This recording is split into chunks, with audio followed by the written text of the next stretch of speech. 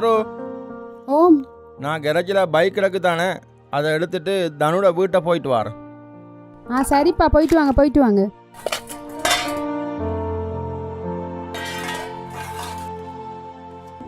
மகன், எப்படியாவது அப்பா பேக் வாங்கி தருவாங்க, நாளைக்கு ஸ்கூலுக்கு போகலாம். சரியாம்மா? சரிம்மா. மகன் கவலையோட இருக்கான், பேக் வாங்கி கொடுக்கணும்.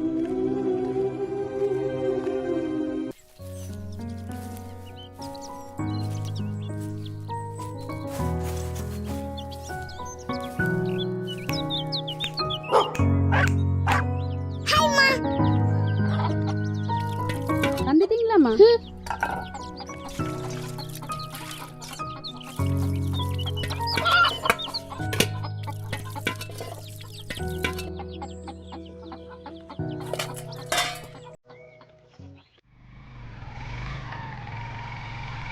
எப்படியா சரி, தனுக்கிட்ட காசு கை மாறணும்.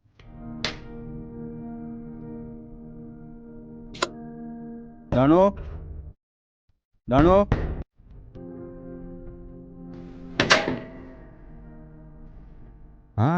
உள்ளவாடா. எப்படிடா இருக்கா? கண்டு கனநாள் ஆச்சுடாப்பா. கொஞ்சம் வேலை கூடி போயிட்டு. என்னடா மச்சான் சொல்ற? வேலையை விட்டு வந்தா வீட்டிலேயே இந்த காலம் போய்த்துட்டு இருக்கு. மகான், கதிரை கொஞ்சம் எடுத்துட்டு வாங்க.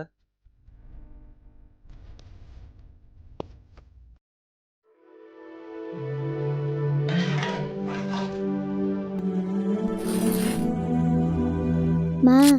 ஓம்மா. மா. என்னம்மா சினுங்குற? ஸ்கூல்ல எல்லாரும் கிளாஸுக்கு போறாங்கம்மா. அக்கா அண்ணா போறாங்க தானே, நானும் போகணும். என்ன பாடம்மா? யாரு வைக்கிறா? மா, ஸ்கூல்ல படிச்சு தர சேர்தாம்மா வைக்கிறாங்க. எல்லா பாடம் வைக்கிறாங்கம்மா. அப்பேம்மா போப்புறா? மச்சான், வீட்டில் எல்லாரும் சோமாடா. இப்போ உண்ட நிலைமையும் பழைய மாதிரி இல்லைன்னு. ஓண்டா மச்சான், இப்போ சரியான கஷ்டம். ஒரு கிழமையில் 2 நாள் வேலை இல்லை. இப்போ வீட்டில் மச்சான் இருக்கு. அரசாங்க உத்தியோகம்ங்கிறதுக்கு எனக்கும் காசு பிரச்சனை தான்டா. ஒவ்வொரு நாளும் காசு தேவைப்படுது தானே. நேற்று கூட ஆஃபீஸில் ஒருத்தர்கிட்ட கைமாத்துக்கு 5000 ரூபா காசு வாங்கினேன் நான். மச்சான், உனக்கே இந்த நிலைமைண்டா, எங்களை மாதிரி ஆக்களுக்கு. அதானடா மச்சான், என்னடா செய்கிறது? அப்பா, ரீலோட் போடணும். 100 ரூபா காசு தாங்க. அப்பாட ஷர்ட் பாக்கெட்டுக்குள்ளே இருக்குப்பா. சரிப்பா.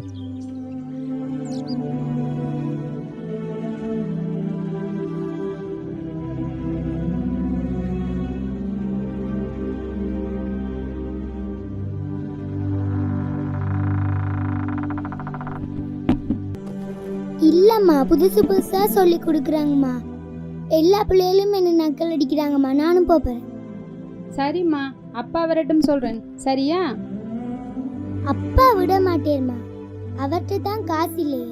ஸ்கூலுக்கு போகலே கிழமையில ஒரு காத்தான் காசு தாரேன். அடி வாயில, எனக்கு நீ மட்டுமா புள்ள? உன்னோட சேர்த்து 5 பேர். உங்களை ஸ்கூலுக்கு அனுப்புறதுக்கு இடையில எனக்கு உயிர் போகுது. இதுக்கிடையில இந்த மனுஷன் மாடா உழைச்சி சாவுது. அவரை போய் இப்படி சொல்ற? நீங்க பாருமா, இவனுக்கு வெறும் 4 வயசாகுது. இவனை வெறும் நர்சரியில சேர்க்கணும். என்னதான் இலவசமா அரசாங்கம் யூனிபத்தை புத்தகத்தை படிப்பை தந்தாலும் மேலே உங்களை படிக்க வைக்கிறது எவ்வளோ கஷ்டம்னு எனக்கு அப்பாவுக்கு மட்டும்தான்டா தெரியும். இல்லம்மா, ப்ளீஸ்மா, 30 ரூபா தானேம்மா.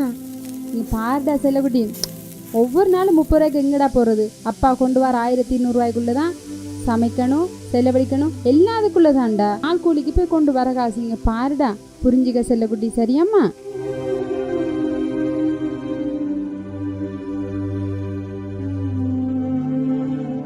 காசு கொடுத்து 2 நாள் ஆச்சு. டியூஷன் பீஸுக்கு என்ன செய்கிறாளோ? என்னடா மச்சான், சைக்கிளை கட்டி வச்சிக்கா? அது ஒன்றும் இல்லைடா மச்சான், புது சொண்டை எடுத்து அதான் பழசை கட்டி வச்சிக்க. அப்படியா? சரிடா, அப்போ நான் வாரேன். ஓகேடா மச்சான், நானும் வாக்கிங் போகிற டைம் ஆச்சு. நீ வந்தது ரொம்ப சந்தோஷம். சரி மச்சான். ஓகேடா.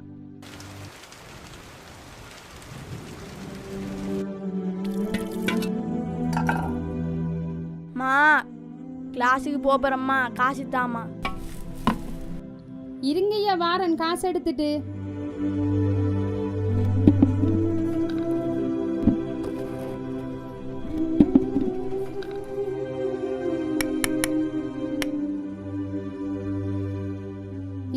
போயிட்டு வாங்க. அம்மா நானும் கிளாஸுக்கு போகிறேன், காசு தாம்மா. ஆண்டவனே,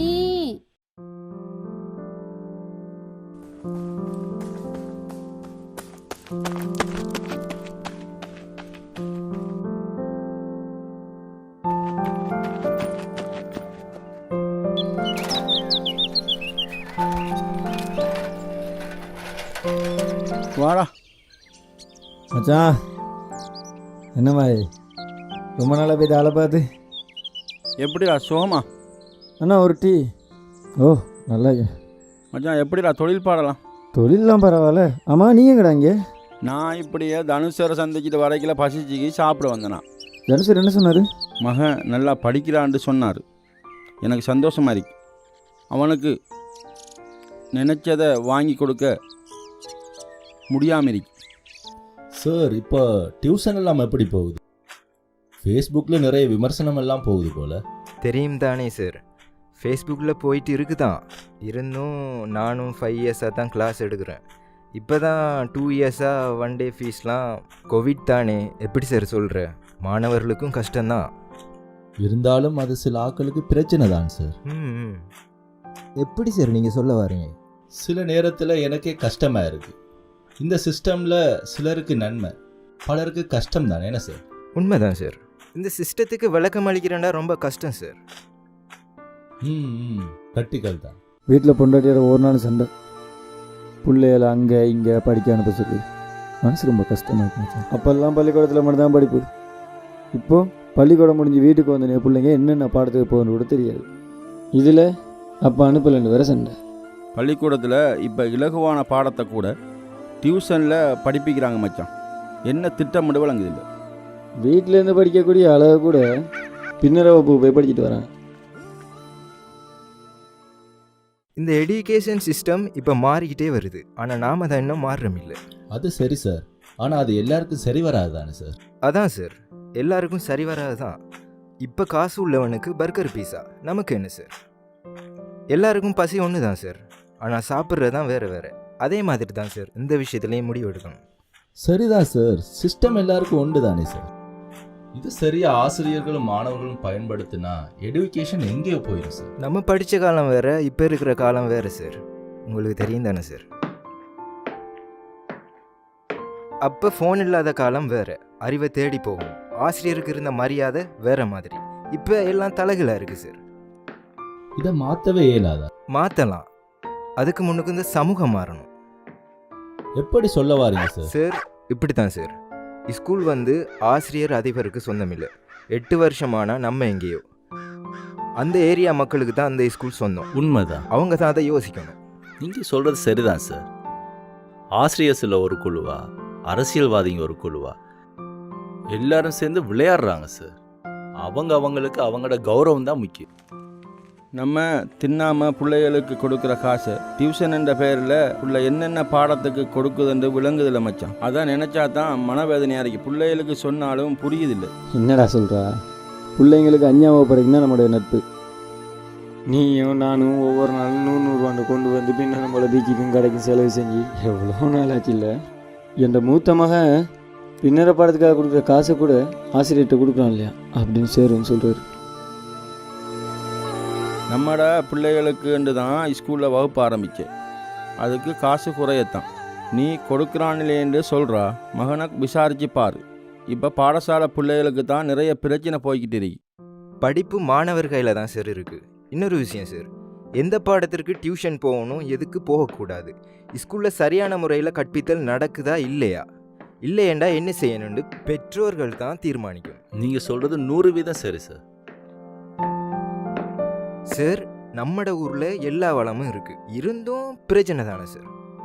எல்லா தொழிலும் இருக்கிற ஊரண்டா நம்மட ஊர் தானே சார். ஆனாலும் பிரச்சனைக்கு மேலே பிரச்சனை. அதே மாதிரி தான் சார், எல்லோரும் அவங்கவுங்களோட லாபத்தை தான் பார்க்குறாங்க. இப்போ கடலில் பிடிக்கிற மீனை டிரெக்டாக கொழும்புக்கு ஏற்றுறாங்க. நம்மட ஊரில் இருக்கிற மிக முக்கியமான வளம் எது? கல்மண் ஏற்றுறது. அதை திரும்ப கொழும்புக்கு ஏற்றுறாங்க. நெல் இருக்கு பாருங்க, அதை களஞ்சியப்படுத்தி வைக்கிறாங்க. இப்படி தான் சார் ஒவ்வொரு பிரச்சனையும். அதை சொல்ல போனால், விவாதிக்க போனால் அது வேறையா பிரச்சனை வரும். அதே மாதிரி தான் சார் இதுவும். ம் சரியா சொன்னீங்க சார்.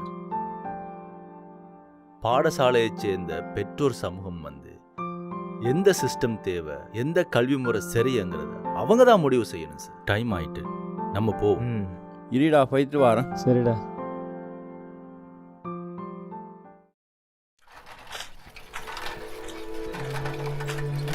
மகன் இங்க வாங்க. டேய் சைக்கிளை பிடிச்சிக்கோடா. சொல்லுங்கப்பா. இவர் சுரேஷ் மகன் தானே இது? ஆமாப்பா. எங்க போறீங்க? பேக் தைக்க கொடுத்தோம், எடுக்க போகிறோம். அப்போ அதுக்கு தான் சுரேஷ் வந்திருக்கணும். என்ன காசுக்கு தான் வந்திருக்கேன். நீங்க 2 பேக் வச்சிருக்கீங்க தானே? ஓப்பா இருக்குப்பா. அதில் ஒன்றை கொடுங்க. சரி. பாவம் தானே. சரி. 6 மணிக்கெல்லாம் வீட்டுக்கு வந்துடணுமா? சரி. சரி போயிட்டு வாங்க.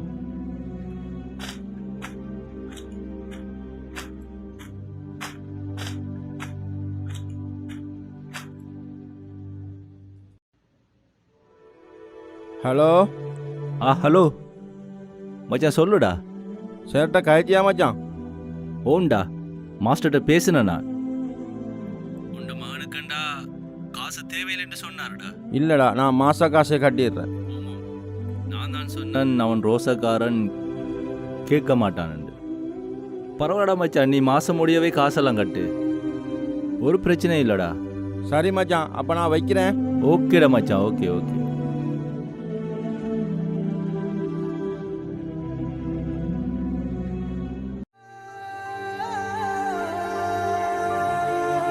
யாவருக்கும் கல்வி என்று தான் இலவச கல்வியை அரசு நடைமுறைப்படுத்தி வருது. ஆனால் மாணவர்களுக்கு கல்வி கிடைப்பதற்காக பெற்றோர், ஆசிரியர், மாணவர்களும் சரியான முறையில் புரிந்து நடக்கிறது தான் ஒரே வழி. இறைவா, எல்லாம் உன் கையில் தான். இலவச கல்வி உரிமையை முழுமையாக தந்தது.